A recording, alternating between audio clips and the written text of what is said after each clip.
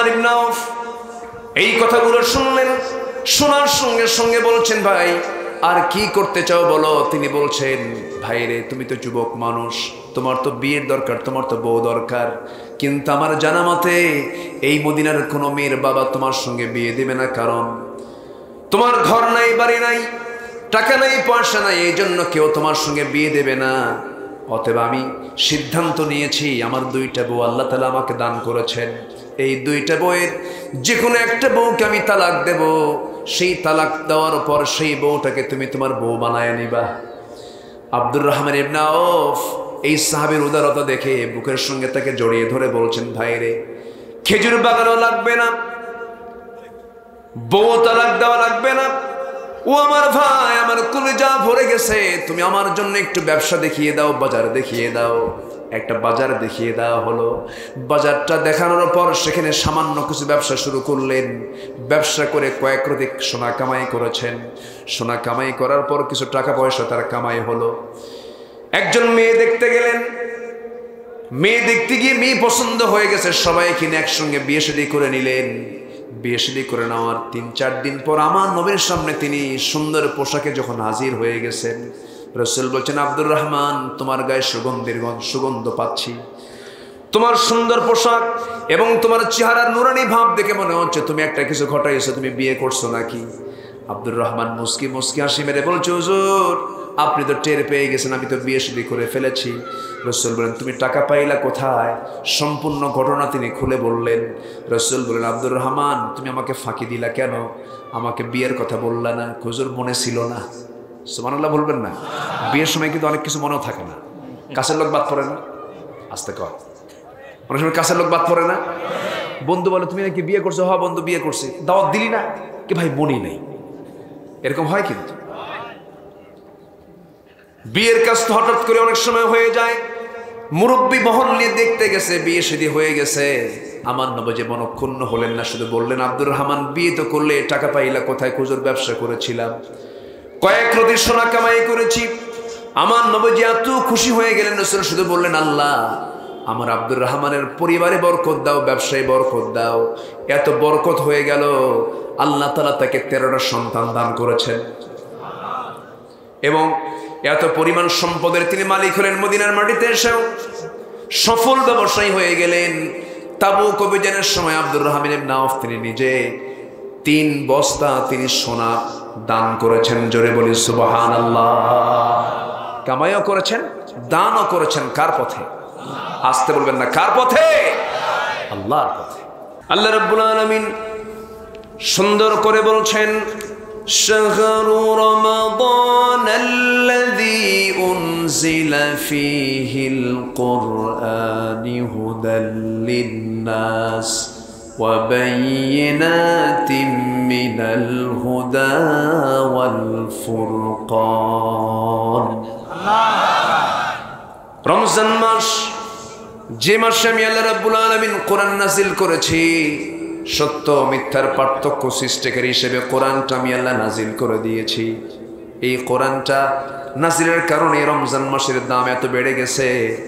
অন্য মাসে বান্দা একবার আল্লাহ বলবে, রমজান মাসে অন্য মাসে বান্দা 70 বার আল্লাহ বলবে, আর রমজান মাসে বান্দা একবার আল্লাহ বলবে। আল্লাহ তাআলা রমজানের বদৌলতে আল্লাহ তাআলা 70 বার আল্লাহ বলার সওয়াব তার আমলনামায় দিয়ে দেন।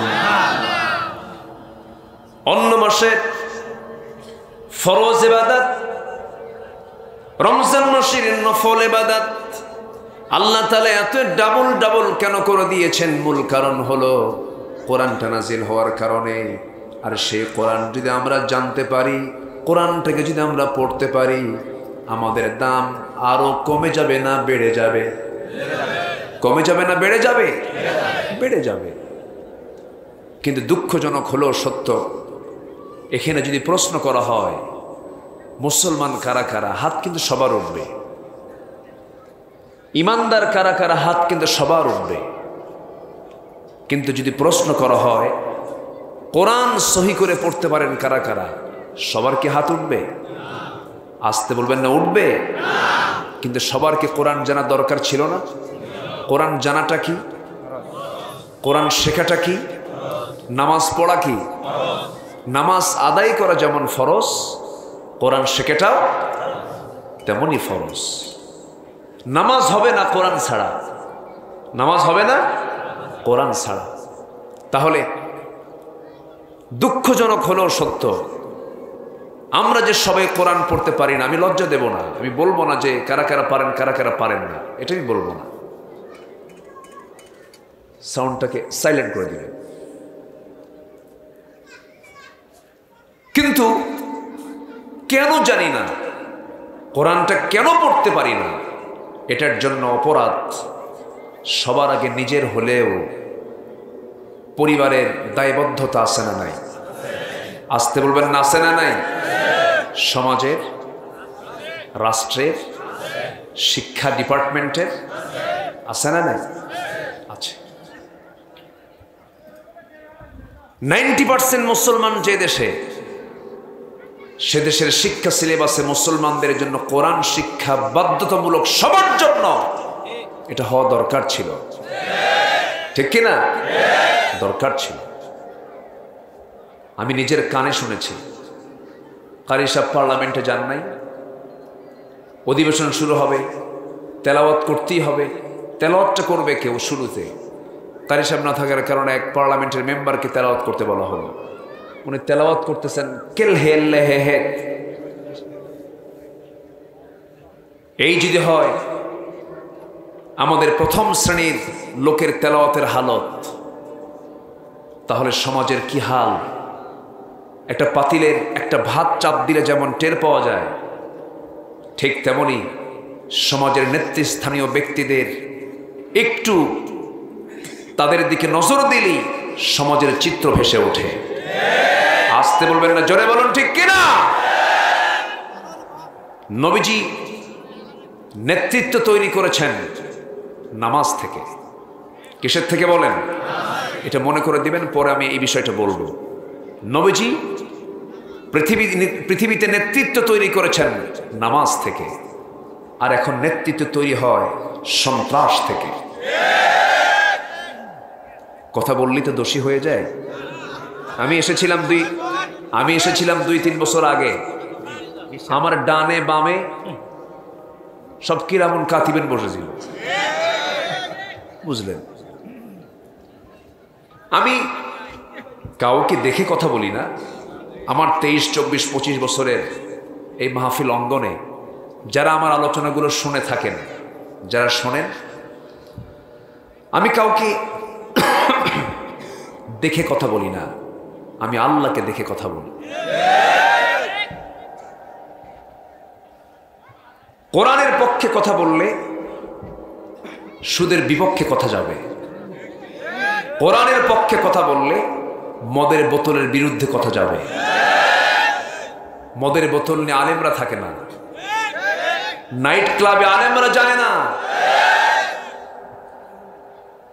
সম্মানিত ভাইয়েরা, সম্মানিত বন্ধুগণ, আমরা যদি সুন্দর একটি সমাজ গড়তে চাই, সুন্দর সমাজের জন্য সুন্দর নেতৃত্বের দরকার আছে না নাই? আসতে বলবেন না, আছে না নাই? নামাজি নেতৃত্ব না বেনামাজি নেতৃত্ব? আমাকে একটু বলা হয়েছে, হুজুর আহমিয়াতুস সালাহ, নামাজের গুরুত্ব নিয়ে একটু বলবেন। আজকে স্বাধীনতার 52 বছর, এত আইন পাশ হলো, আজ পর্যন্ত নামাজ নিয়ে কোনো আইন কি পাশ হয়েছে? অনেকে তো এটা বিশ্বাসই করতে পারে না, বলে যেটা কেন হবে, ধর্ম যার যার।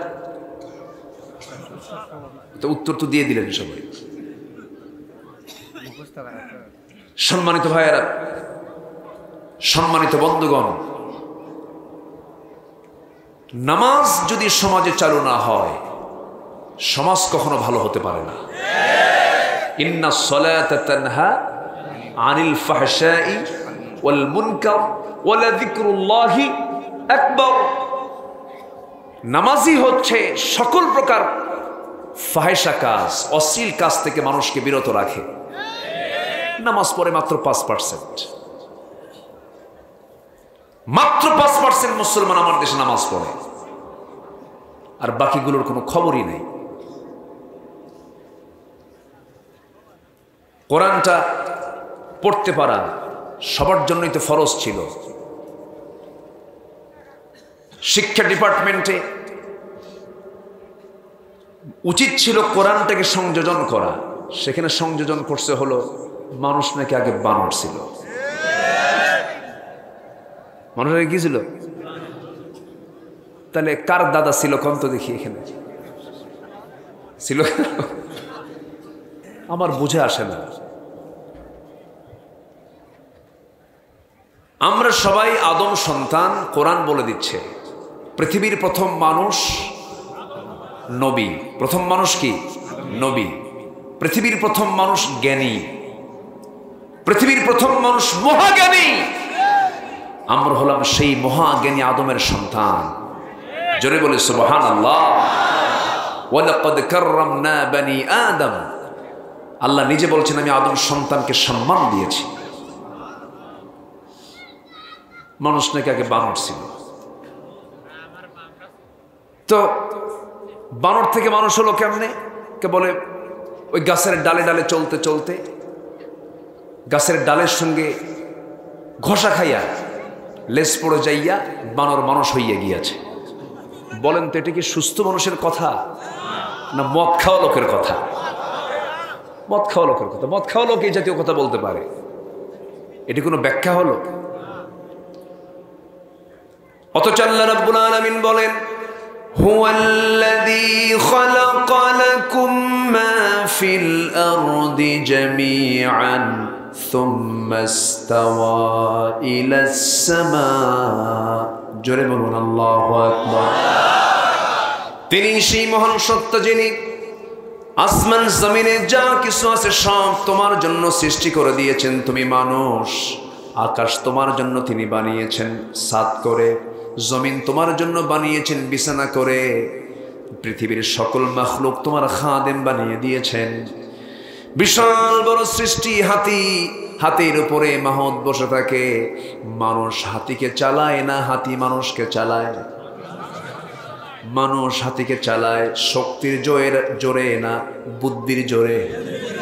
কিসের জোরে? বুদ্ধির জোরে, জ্ঞানের জোরে। আল্লাহ তাআলা মানুষকে যা দিয়েছেন পৃথিবীর কোনো প্রাণীকে তা দেন নাই। পৃথিবীর কোনো প্রাণীর কোনো হিসাব হবে না। আল্লাহ বান্দা হিসাবটা নিয়ে নেবেন 16 আনা। 16 আনা এই জন্য বললাম, যারা পারেন ঠোঁট মিলিয়ে বলুন فَمَن يَعْمَلْ مِثْقَالَ ذَرَّةٍ خَيْرًا يَرَهُ وَمَن يَعْمَلْ مِثْقَالَ ذَرَّةٍ شَرًّا يَرَهُ। চুল পরিমাণ, জাররা পরিমাণ যে বান্দা ভালো কাজ করবে তার সে পুরস্কার সেদিন সে দেখতে পাবে। আবার যে বান্দা জাররা পরিমাণ খারাপ কাজ করবে তাও সেদিন সে দেখতে পাবে। কোনো ছোট অপরাধ বাদ পড়বে না, কোনো বড় অপরাধ বাদ পড়বে না, কোনো খারাপ কাজ ভালো কাজ সব কিছু বান্দা সেদিন তার চোখের সামনে দেখতে পাবে। এবং আল্লাহ সেই দিন বলে দিবেন ইকরা কিতাবাকা কাফা বিনাফসিকাল ইয়াওমা আলাইকা হাসিবা। বান্দা তুমি তোমার আমলনামাগুলো পাঠ করো। আজকের বিচারের জন্য পৃথিবীর কারো দরকার নাই। আজকের বিচারের জন্য তুমি বান্দা নিজেই যথেষ্ট। তুমি তোমার ল্যাপটপ খুলে দেখো, তোমার যৌবন তুমি কোন কাজে ব্যয় করেছ, এই দুনিয়াতে তুমি কার নেতৃত্ব মেনেছ।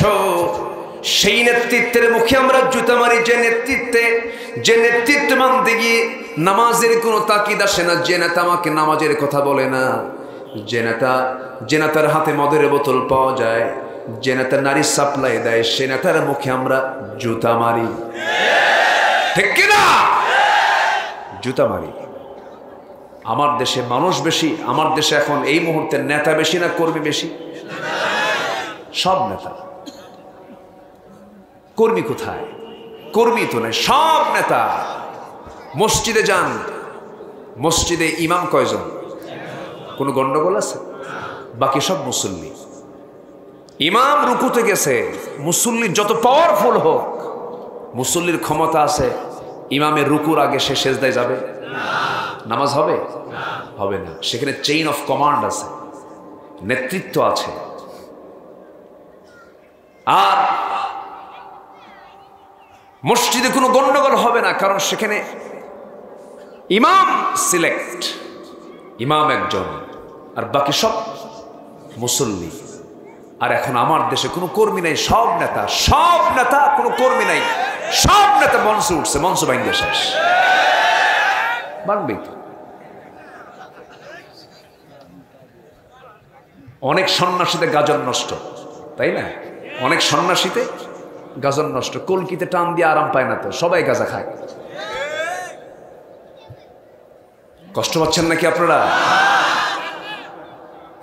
নেতৃত্ব কাউকে নয়, নেতা যদি মানতে হয় একজন হবেন, আমার নেতা তিনি হচ্ছেন মুহাম্মদ সাল্লাল্লাহু। সকল নেতার পথ ছাড়ো, এক নেতার পথ ধরো। রাজি আছেন কারা কারা? হাত উঁচু করে ধরো।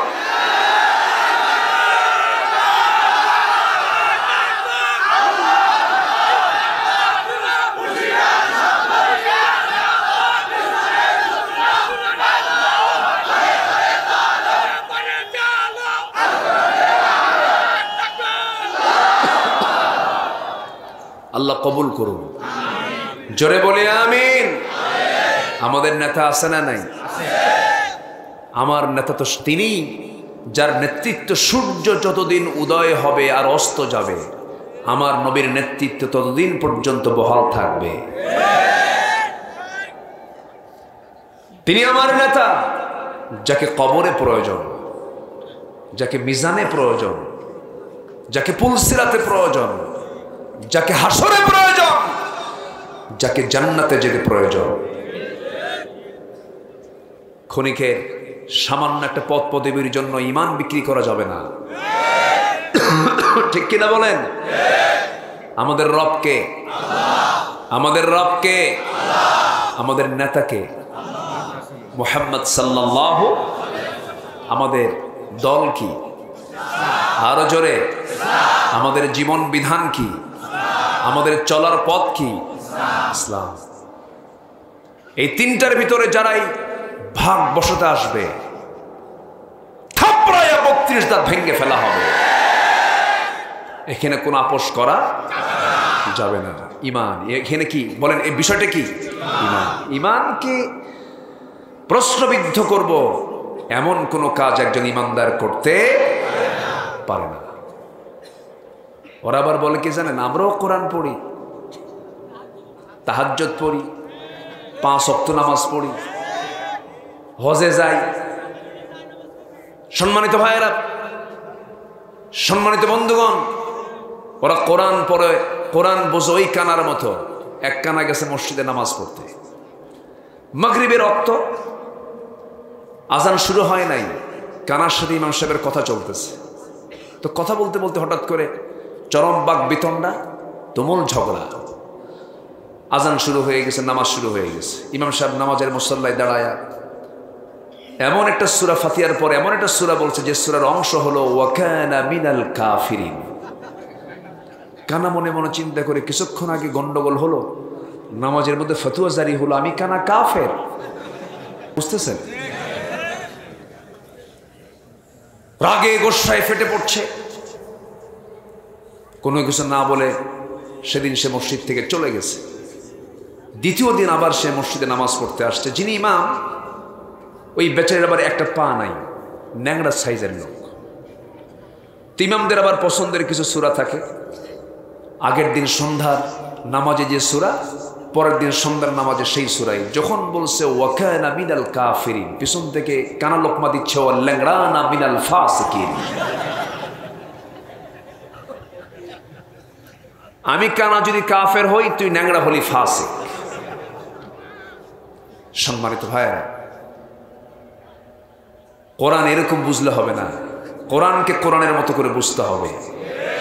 কোরআন যদি আমরা বুঝি, সমাজে সুদের অঙ্ক কেন কষা হয়, ঠিক কিনা?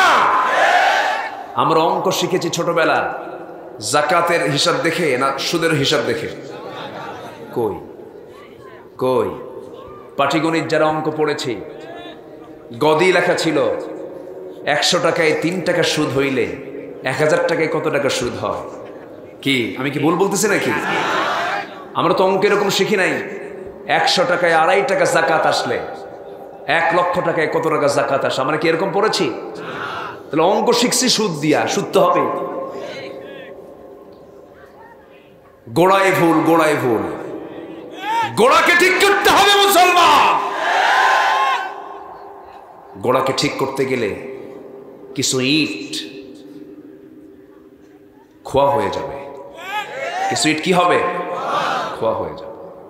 বিল্ডিং এমনি ওঠে না, কিছু ইটকে খোয়া বানাতে হবে।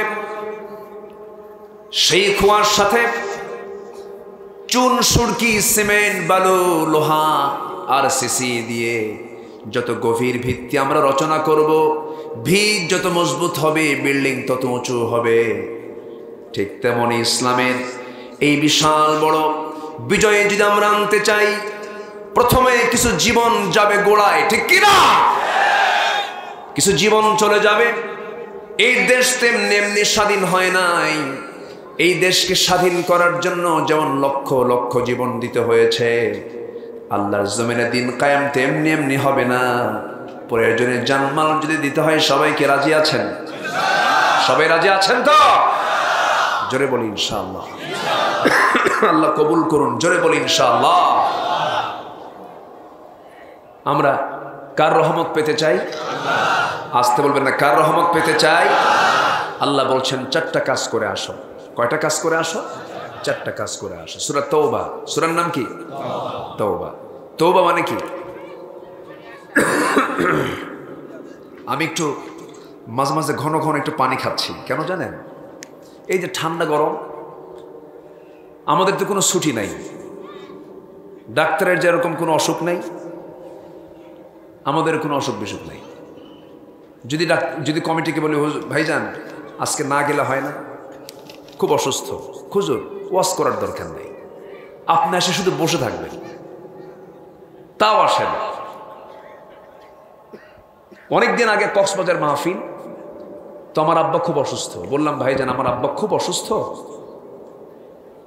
দয়া করে আমাকে রুখসত দেন, আমি চলে যাব। কয়েকদিনের সফরে গেছি। হুজুর একটা কথা বলে, যদি মারাই যায় ফ্রিজে রাখার যে বিল তাও দেবো আমরা। দেখছেন কথার সাইজ দেখেন, কথা কি বুঝতেছেন? মালাকুল মউত না আসা পর্যন্ত আমাদের কোনো ছুটি নেই।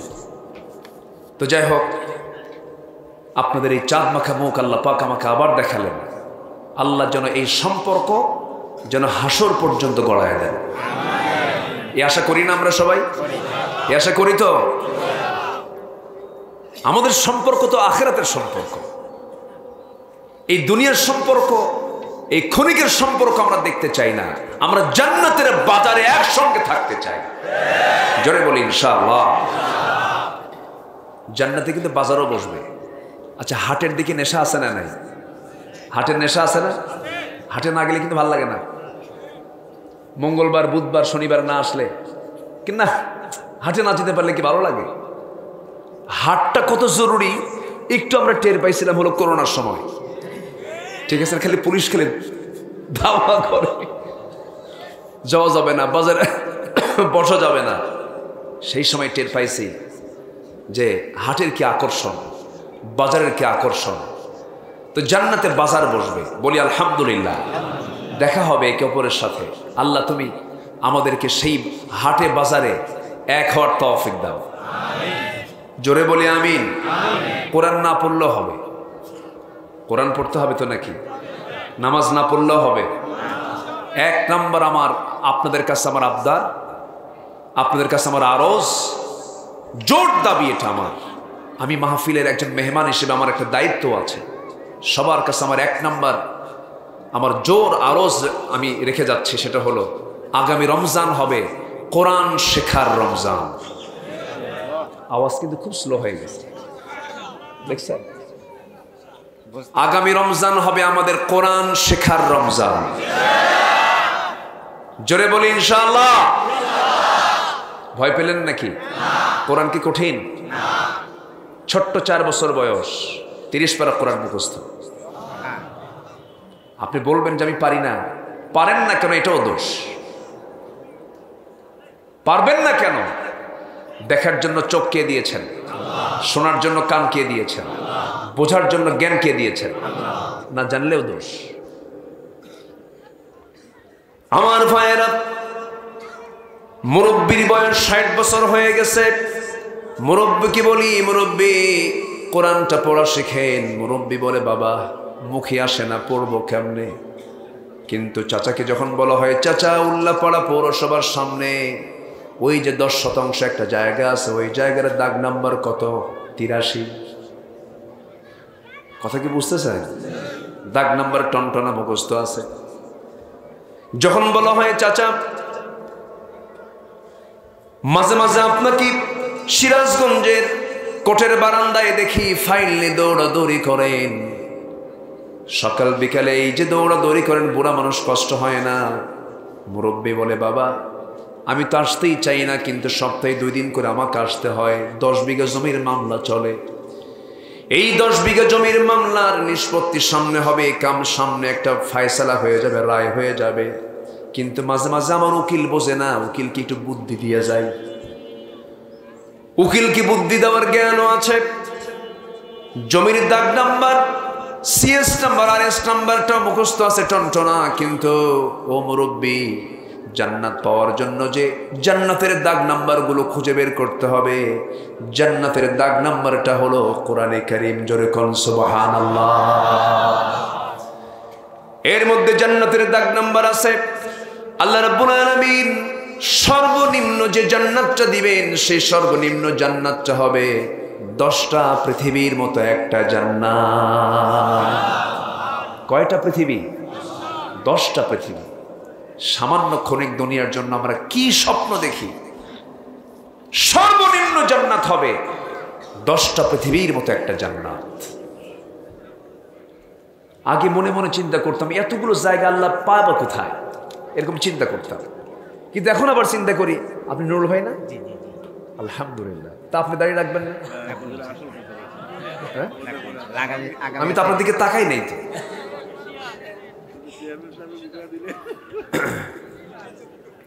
কষ্ট পাচ্ছেন নাকি আপনারা?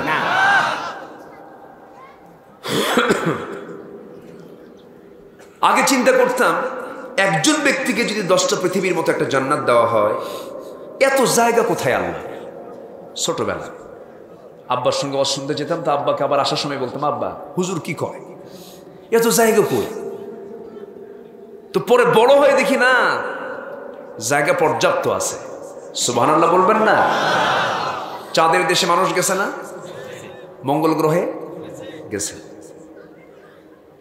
মানুষ। চাঁদের দেশে চাঁদ দেখেছে, মঙ্গল গ্রহে দেখেছে। এখন ওই মানুষ যদি চিন্তা করে আমরা একটু তারকার দেশে যাব, তারকা কি আরো কাছে না আরো দূরে? আরো দূরে। এই যে একটা সূর্য, আল্লাহর ম্যানেজমেন্ট দেখেন। এই পৃথিবী, এই যে 228টি দেশ নিয়ে, 228টি দেশ নিয়ে একটা পৃথিবী। এই পৃথিবীকে আলো দেওয়ার জন্য আল্লাহ তাআলা কত বড় সূর্য ব্যবহার করছেন দেখেন, কত বড় সূর্য। এই সূর্যটা এত বড় যে এরকম পৃথিবী 13 লক্ষ জোড়া দিলে 13 লক্ষ পৃথিবী সমান একটা সূর্য। একটু জোরে বলে সুবহানাল্লাহ। তাহলে শুধু আলোর পেছনে, তাপ দেওয়ার পিছনে, পৃথিবীটাকে তাপ দেওয়ার জন্য, আলো দেওয়ার জন্য আল্লাহ তাআলার কত বড় বিশাল ম্যানেজমেন্ট। একটা সূর্য। এই মাহফিলকে আলোকিত করার জন্য কতগুলো লাইট তাও তো দেখা যায় না। আর গোটা পৃথিবীকে আলোকিত করার জন্য কয়টা লাইট? আসতে বলবেন না, কয়টা লাইট? একটা লাইট। সেই লাইটটা কত বড় আবার? সেই লাইটের চাইতে আবার যে তারকার কথা বলছিলাম, সেই তারকাগুলো এত বড়। বেটেল জুইস নামে একটা তারকা আছে, এই সূর্যের চাইতে বিজ্ঞান বলতেছে বেটেল জুইস নামে সেই তারকাটা 33 কোটি গুণ বড়। 33 কোটি গুণ বড়। আমার কথা কি বিরক্ত হচ্ছেন নাকি আপনি? উল্লাপাড়া মানুষ তো মেধাবী, জ্ঞানী মানুষ। একটু কান লাগাবেন, মনোযোগ দিয়ে শুনবেন। 33 কোটি গুণ বড় যদি একটা তারকা হয়ে থাকে, সায়েন্স বলতেছে, বিজ্ঞান বলছে মহাকাশে রয়েছে, মহাশূন্যে রয়েছে অসংখ্য গ্যালাক্সি। এক একটা গ্যালাক্সির মধ্যে আল্লাহ তাআলা 50 বিলিয়ন করে তারকা রেখে দিয়েছেন। 50 বিলিয়ন মানে হলো কি, 1 বিলিয়ন সমান হলো 100 কোটি। 50 বিলিয়ন করে যদি তারকা এক একটা গ্যালাক্সির মধ্যে থাকে, কত বড় মহাশূন্য। যদি কোনো বান্দা যদি ওই তারকার দেশে বেড়াতে যেতে চায়, সবচেয়ে নিকটবর্তী তারকা হলো প্রক্সিমা সেন্ট্রাই। প্রক্সিমা সেন্ট্রাই যদি কেউ যেতে চায়, বর্তমান দুনিয়ার কোনো বিমানে চড়ে, কোনো রকেটে চড়ে, দুনিয়ার কোনো যানবাহনে চড়ে সে জায়গায় যেতে পারবে না। যেতে হলে তাকে নভোযানে চড়তে হবে, যেটা দিয়ে নভোযান যারা ওই সৌরজগৎ নিয়ে যারা গবেষণা করবে, ওই জাতীয় নভোযানে চড়েই তাকে যেতে হবে। বর্তমান দুনিয়ার সবচাইতে দ্রুতগামী নভোযান হলো অ্যাপোলো 11। অ্যাপোলো 11-এর গতি হলো প্রতি ঘন্টায় 39,000 কিলোমিটার। 39,000 কিলোমিটার বেগে প্রতি ঘন্টায় এই একটা নভোযানে চড়ে যদি অ্যাপোলো 11-এ চড়ে যদি কেউ রওনা দেয়, সেই প্রক্সিমা সেন্ট্রাই নামক সেই তারকার দেশে পৌঁছতে তার সময় লেগে যাবে 1,15,000 বছর মাত্র।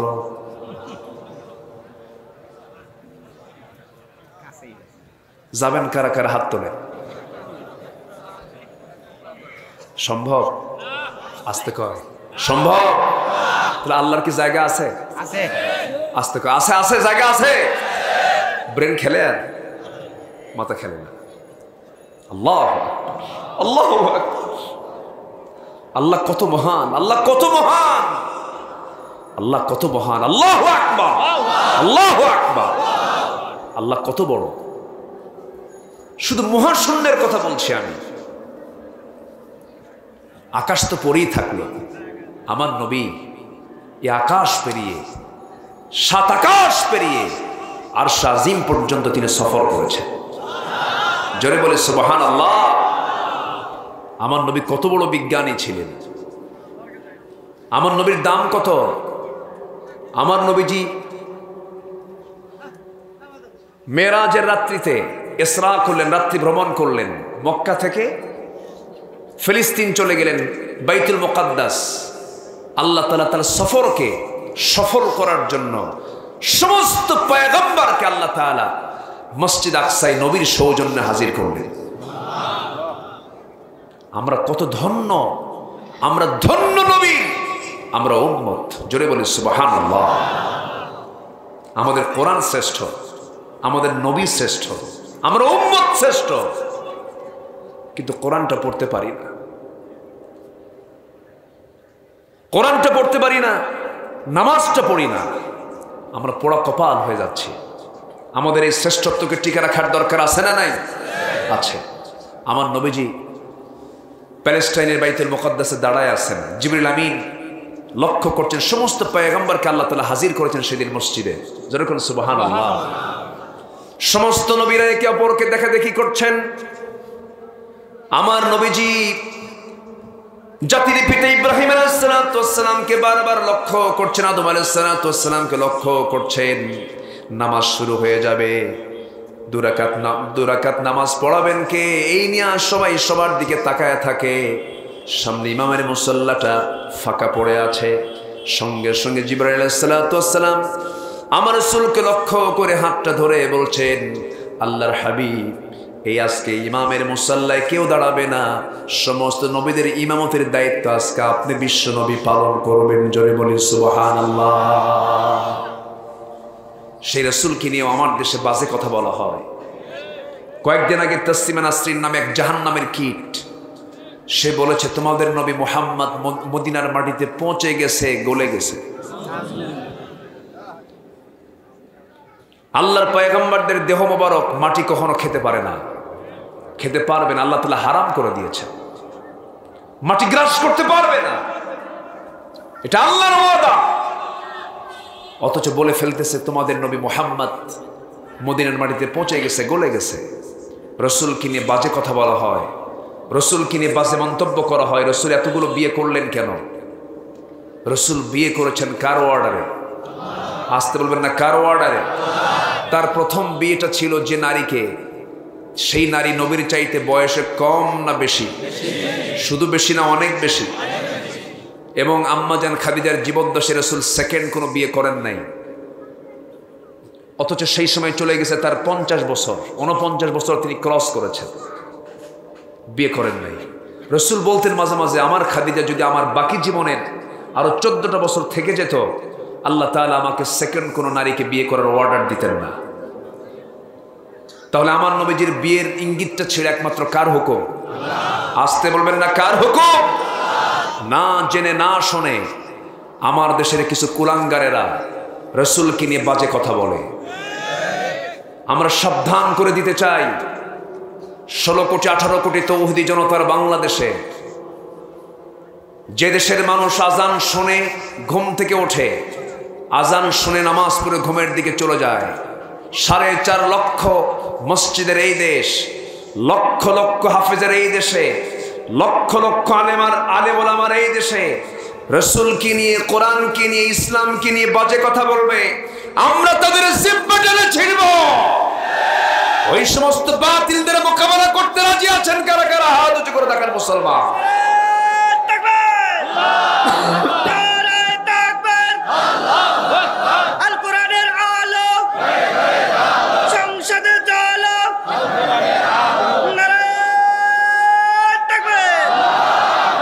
আল্লাহ কবুল করুন, জোরে বলি আমিন।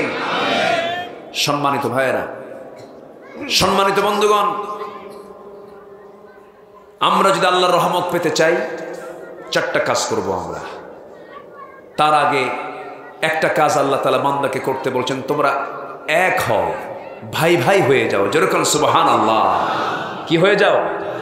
ভাই ভাই হয়ে যাও। আমরা কি ভাই ভাই হতে পেরেছি? আইলনা ঠেলাঠেলি হয়? ভাই ভাই হব কেমনে? ভাই হয়ে বোনকে সম্পদ বুঝে দেই না, এটা তো উল্লাহ পড়ায় নাই। আছে আছে আচ্ছা, কথা বলবো? গোড়ায় হাত দিচ্ছে কিন্তু জমি কিন্তু ভাগ করে দিয়ে দিতে হবে। কথা কি বোঝা গেল? এই সময় কেউ উঠবেন না, ভাববো যিনি উঠবেন তিনি তার বোনের সম্পত্তি বুঝে দিবেন না। থাকেন। আমার মায়েরা খুব খুশি, হুজুর আপনাকে অসংখ্য ধন্যবাদ, ভালো কিরকম? আমার কিছু ভাই এখানে বসে আছে, বাপ মারা গেছে 1 যুগ আগে, ভাই বোনকে সম্পত্তি বুঝে দেয় না, বিয়ে হয়ে গেছে, মাঝে মাঝে আসে, লজ্জায় বলতে পারে না যে ভাইরা নিজেরাই বলুক, কিন্তু ভাই চান্সে আছে। ভাই কিসে আছে? চান্সে আছে। এমন কিছু জমি দেখায় যে জমি কেউ টাকা দিয়েও কিনবে না। কি কথা কি বুঝতেছে? আচ্ছা, চালাকি কে বোঝেন? চালাকি কে বোঝেন? আল্লাহ বোঝেন। বোনের সম্পত্তি আপনি বুঝে দেবেন না, আল্লাহ আপনাকে জান্নাত বুঝে দিবেন না। কারণ আল্লাহ তাআলা সম্পূর্ণ স্পষ্ট করে বলে দিয়েছেন, যেদিন বাপ মারা যাবে সেই দিন সঙ্গে সঙ্গে ছেলে যেমন সম্পত্তির মালিক হয়ে যায়, মেয়েও সম্পত্তির মালিক হয়ে যায়। আদর্শ ভাইয়ের দায়িত্ব হলো, যেদিন বাপ মরে গেছে সেই দিনের পরেই জরুরি একটা বৈঠক ডাক দিয়ে সবাইকে বসে নিয়ে বলতে হবে, শোনো আমার বোনেরা, তোমরা তোমাদের অংশটা বুঝে নাও, আমরা আমাদের অংশটা বুঝে নেই। হায়াত মওতের কথা বলা যায় না, বরঞ্চ তা না দিয়া 1 যুগ পার হয়ে যায়, ভাই তার বোনকে বোঝায় দেয় না, বোন লজ্জায় কিছু বলতে পারে না, মাঝে মাঝে একটু দাওয়াত দিয়ে খাওয়ায়, দামি দামি একটু বাজার টাজার কইরা পোলাও, কোরমা, বিরিয়ানি, জর্দা, দই, মিষ্টি এগুলো খাওয়ায়, 7 দিন 8 দিন করে বোনকে রাখে, দাওয়াত দিয়ে খাওয়ায়, কিন্তু লক্ষ্য একটাই, সে সম্পত্তি দেবে না। আস্তে করে পাশে বসে আবার ওয়াজও করে, মাঝে মাঝে বলে, বোন একটা কথা বলি কি, অংশ নিলে কিন্তু ধ্বংস হয়। কি ওয়াজটা দিল দেখেন, অংশ নিলে নাকি ধ্বংস হয়ে যায়। এটি কি কোরআন থেকে ওয়াজ না শয়তান থেকে ওয়াজ? শয়তান থেকে ওয়াজ। না, না করা যাবে না। আপনি 10 বিঘা জমি আপনার বোনরা পাবে, সেই 10 বিঘা জমি আপনি খেলেন, আপনি সেখানকার ধানাবাদ করে গোলায় তুললেন, সম্পূর্ণ হারাম খাদ্য আপনার পেটে উঠে গেল। কখনোই তা করা যাবে না। এতিমের মাল মেরে খাওয়া যাবে না, জনগণের মাল মেরে খাওয়া যাবে না। আমার দেশে বহু চেয়ারম্যান এমন আছে, গভর্নমেন্ট বয়স্ক ভাতার ব্যবস্থা করেছে, বিধবা ভাতার ব্যবস্থা করেছে, কিন্তু বিধবা ভাতার তালিকায় দেখা যায় চেয়ারম্যানের বউ হলো 1 নাম্বার। চেয়ারম্যান তাজা থাকা অবস্থায় বিধবা হয় কেমনে? কি কথা কি বুঝতেছেন? এগুলো তো হওয়ার কথা ছিল না। আরেকটা প্রশ্ন আপনাদেরকে করতে চাই, বলুন সবাই, আমার দেশে মানুষ বেশি না চোর বেশি? হ্যাঁ, চোর বেশি। কোথায় মানুষ? কোথায় মানুষ তো দেখি না। টাউনের মসজিদগুলোতে নামাজ পড়া যে কি টেনশনের কারণ, যদি নতুন জুতা হয়, নতুন জুতা আপনি যদি নিয়ে মসজিদে যান, আর জুতাটা যদি কোনোভাবে হয়তো সামনে রাখার জায়গা পান নাই, পিছনে কোথাও রেখে দিয়েছেন, কোনো আড়ালে কোথাও চিপায় সুপায় রাখছেন, নামাজ পড়তেছেন, কিন্তু জুতা আপনার পিছনে, সেজদা জিয়ার তসবি হবে না, খালি মনে হবে জুতা আছে তো। আমি কি ভুল বলছি? আমার দেশের মসজিদে সামান্য জুতার সিকিউরিটি নাই। বাজারে যাবেন, সাইকেল রেখে শুধু এই দিকে তাকাইছেন, সাইকেল নাই। আমি কি ভুল বলতেছি? চট্টগ্রামে মাহফিল আমার পতেঙ্গায় গত বছর, মাহফিল শেষ, মোনাজাত শেষ করে নামতেছি, মঞ্চ থেকে আমার জুতা নাই। কি বুঝলেন? আমার জুতা নেই। এমন ওয়াজ শুনছে, মোহাব্বতে জুতা নিয়ে চলে গেছে। কোথায় যাবেন আপনি? সম্মানিত ভাইয়েরা, এই হলো সমাজের চিত্র। ভাই বোনকে ঠকায়, ভাই ভাইকে ঠকায়। তাহলে আমরা কি ভাই ভাই হতে পেরেছি? ঠকাই আমরা ভাই হলাম কখন? ভাই তো হতে পারিনি। সম্মানিত ভাইয়েরা, আর আগের যুগে কি ছিল? আমার নবীজি মক্কার সাহাবীদেরকে নিয়ে যখন মদিনায় আসলেন, এনারা হলেন মুহাজির, আর মুহাজিরদেরকে সাহায্য করলেন যারা, তারা হলো আনসার। তারা কি? আনসার। আনসার কাকে বলে দেখেন? আব্দুর রহমান ইবনে আউফ রাদিয়াল্লাহু তাআলা আনহু বিশাল ধনী মানুষ। মক্কায় তার মিলিয়ন বিলিয়ন টাকা, এক্সপোর্ট ইম্পোর্টের বিজনেস তার। হিজরতের সময় হলো বউ বাচ্চা ব্যবসা বাণিজ্য সব থুইয়া রাসূলকে বলছেন, হুজুর আপনি যেদিক আমিও সেদিক। জোরে বলি সুবহানাল্লাহ। এই কথা বলা মাত্রই নবীজির সঙ্গে হিজরত করে চলে গেলেন। আমার নবীজি আব্দুর রহমান ইবনে আউফকে দেখে দেখে কাঁদেন যে আব্দুর রহমানের মক্কায় এত পরিমাণ সম্পদ ছিল, আজকে মদিনায় আসার কারণে তার সবকিছু হেরে গেছে, কিচ্ছু নাই। আমার নবীজি একদিন তাকে দেখে কেঁদে কেঁদে ফেলে বলছেন, ওরে আব্দুর রহমান, তুমি কি জানো তোমার সুন্দর যে মক্কায় একটা বিশাল বড় প্যালেস ছিল, বিশাল বড় বাড়ি ছিল, এই বাড়িটা পর্যন্ত আবু জেহেল দখল করে নিয়েছে। আব্দুর রহমান ইবনে আউফ বলছেন, ইয়া রাসূলুল্লাহ, আবু জেহেল দখল করেছে আমার বাড়ি, আর আমি দখল করতে চাই জান্নাতের বাড়ি। আমি জান্নাতের বাড়ি দখল করতে চাই। রাসূল বলেন, আব্দুর রহমান তোমার তো খুব কষ্ট হচ্ছে, দেখি তো তোমার জন্য কি করা যায়। এই চিন্তা মাথায় নিয়ে আমার নবীজি এক আনসার সাহাবীকে ডাক দিয়ে বলছেন, আনসার সাহাবী এইদিকে আসো। আনসার সাহাবীকে ডাক দিয়ে বললেন, আমার আব্দুর রহমান মক্কার মাটিতে প্রচুর তার সম্পদ ছিল, দেখো তো আমার সাহাবী, দেখো তো আমার আব্দুর রহমানের জন্য কিছু করা যায় নাকি। আনসার সাহাবী সঙ্গে সঙ্গে আব্দুর রহমানকে সঙ্গে করে নিয়ে ঘোড়ার পিঠে উঠায় নিলেন।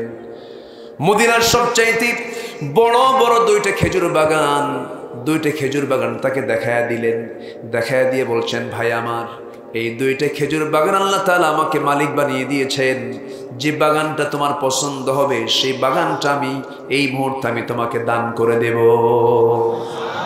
জোরে বলে সুবহানাল্লাহ।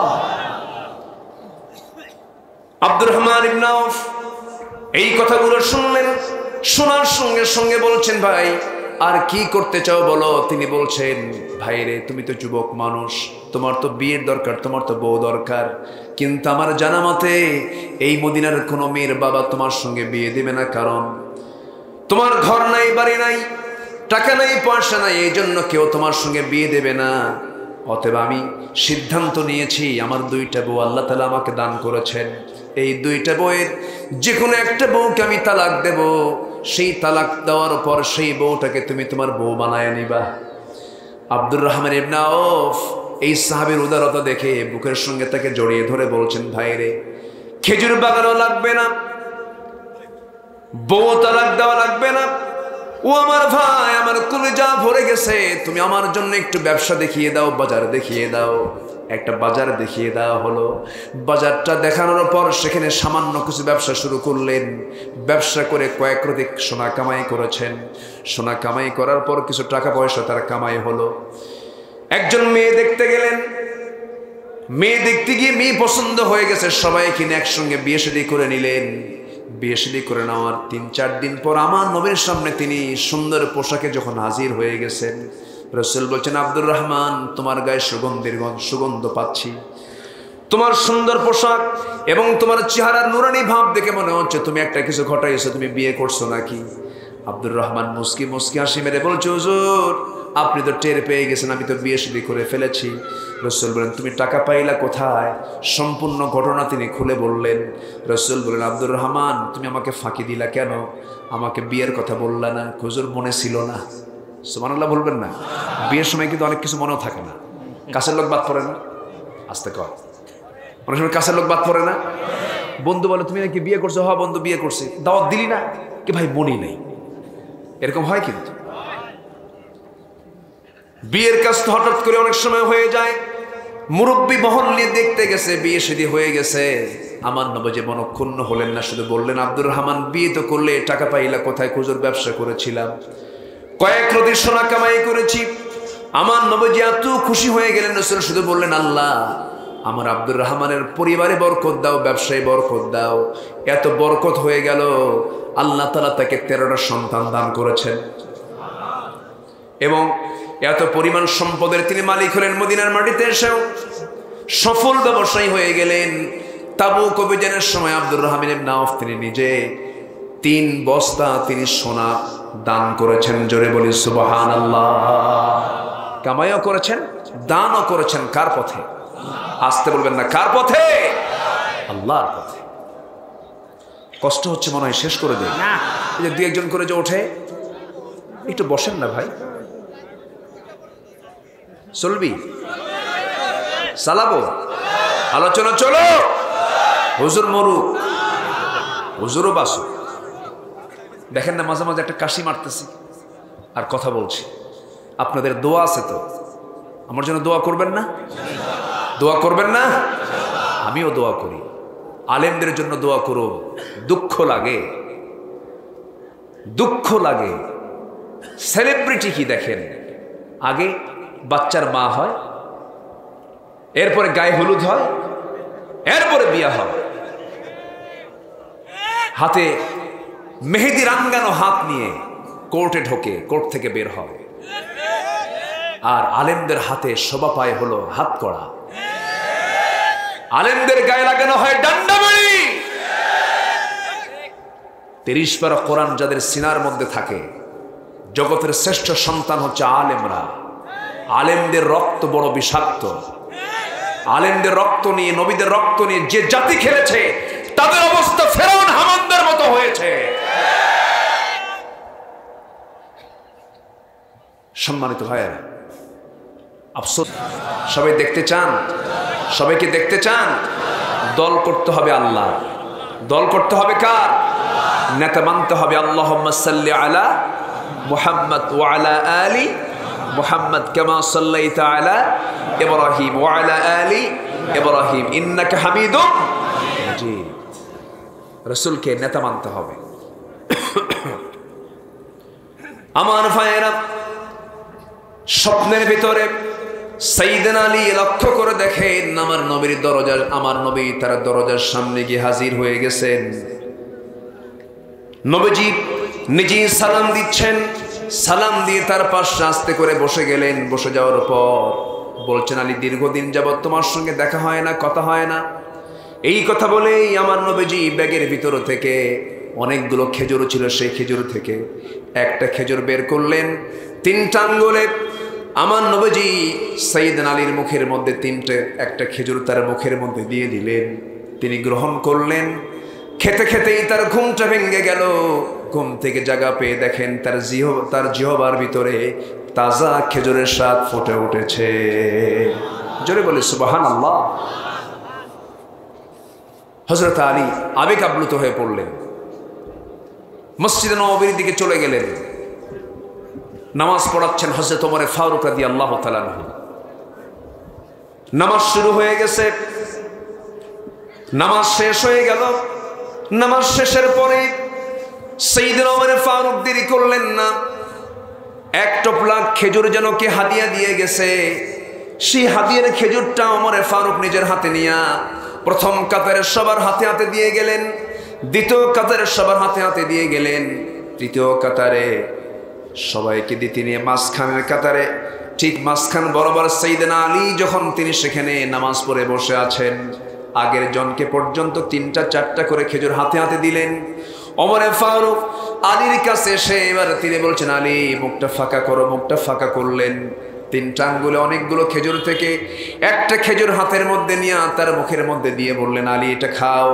সাইয়েদনা আলী বলছেন, ভাই ওমর, আমার আগের জনকে পর্যন্ত 4টা খেজুর দিলেন, 2টা খেজুর দিলেন, 3টা খেজুর দিলেন, আপনি আমাকে একটা খেজুর তাও মুখে দিলেন, এর কারণটা কি? সঙ্গে সঙ্গে ওমর ফারুক কেঁদে কেঁদে বলছেন, ভাই আলী, গত রাত্রে রাসূল যদি তোমাকে একটার বেশি 2টা খেজুর খাওয়া দিতেন, আমি ওমরও তোমাকে 2টা খেজুরে খাওয়া দিতাম। জোরে বলে সুবহানাল্লাহ। আমার ভাইরা, আমার বন্ধুগণ, তাদের স্বপ্ন পর্যন্ত এক হয়ে যেত। পৃথিবীর নেতৃত্ব মুসলমানদের হাতে আসার সবচাইতে বড় হাতিয়ার হবে এখন হলো মুসলমানদের ভ্রাতৃত্ব। মুসলমানদের এক হওয়ার দরকার আছে না নাই? এক হওয়ার দরকার আছে না নাই? আমরা এক হয়ে যাব, জোরে বলি ইনশাআল্লাহ। নামাজ 5 ওয়াক্ত পড়বেন, কারা কারা একটু হাত তুলে দেখেন তো দেখি। জোরে বলি ইয়া আল্লাহ, আরো জোরে বলি ইয়া আল্লাহ। আমাদেরকে 5 ওয়াক্ত সালাত আদায় করার তৌফিক তুমি আল্লাহ দিয়া দাও। জোরে বলি আমিন, আরো জোরে আমিন, আরো জোরে আমিন। হাত নামান। কষ্ট পেলেন? সবার বাড়িতে মা বোন আছে না নাই? মা বোনদের নামাজও আছে না নাই? নামাজ পড়তে হবে মা বোনদেরকে। আর একটা বিষয় আমি বলি মা বোনদের জন্য, সেটা হলো 5 ওয়াক্ত নামাজ এটা তো পড়বেনই, কিন্তু বোরকা পরাটা, পর্দা করাটা মেয়েদের জন্য কি? আসতে বলবেন না, মেয়েদের জন্য কি? ফরজ। মেয়েদের জন্য পর্দা অবলম্বন করাটা ফরজ। কিন্তু আজকের সমাজে সবচেয়ে বেশি অনুপস্থিত যেটা, সেটা হলো পর্দা। পর্দাটা নাই। মার্কেটে পুরুষ বেশি না মহিলা বেশি? বলেন, পুরুষ বেশি না মহিলা বেশি?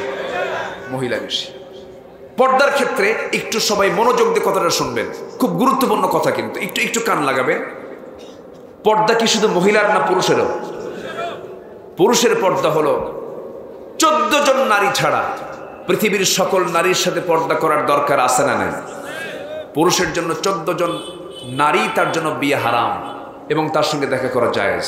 সবাই হাতের কড়াগুলো গুনবেন। নাম্বার 1 মা। বলেন কি? মা। দেখা করা জায়েজ আছে না নাই? নাম্বার 2 হলো মেয়ে। নাম্বার 3 হলো বোন। নাম্বার 4 হলো নানি।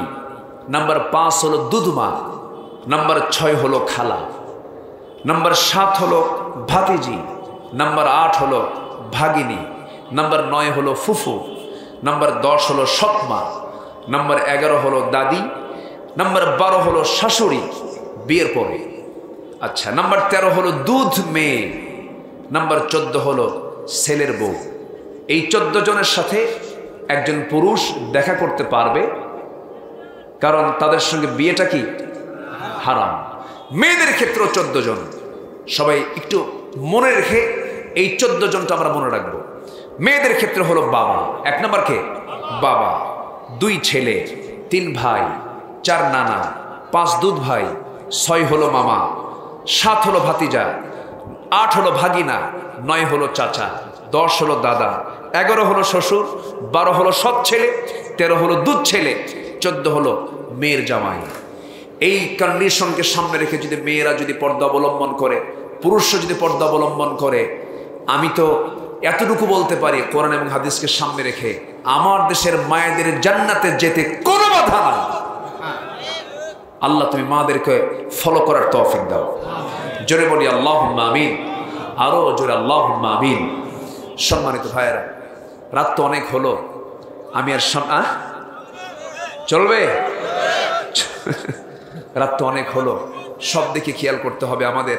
আমি চেয়েছিলাম যে একটু আগে ভাগে উঠলে ভালো হতো, অনেক দূর থেকে মানুষ আসে তো। 4টা কাজ আমি শুধু কথাই বলে দিচ্ছি। 1 নম্বর হলো সৎ কাজের আদেশ দেওয়া, অসৎ কাজের বাধা দেওয়া। এই কাজকে আমরা করতে পারবো? নাম্বার 2, নামাজ কায়েম করা। নামাজ কি? কায়েম করা। যে দল নামাজ কায়েমের সংগ্রাম করবে সেই দলে আমরা যোগদান করব, জোরে বলি ইনশাআল্লাহ। নাম্বার 3, ওয়ায়ুতুনাজ যাকাত।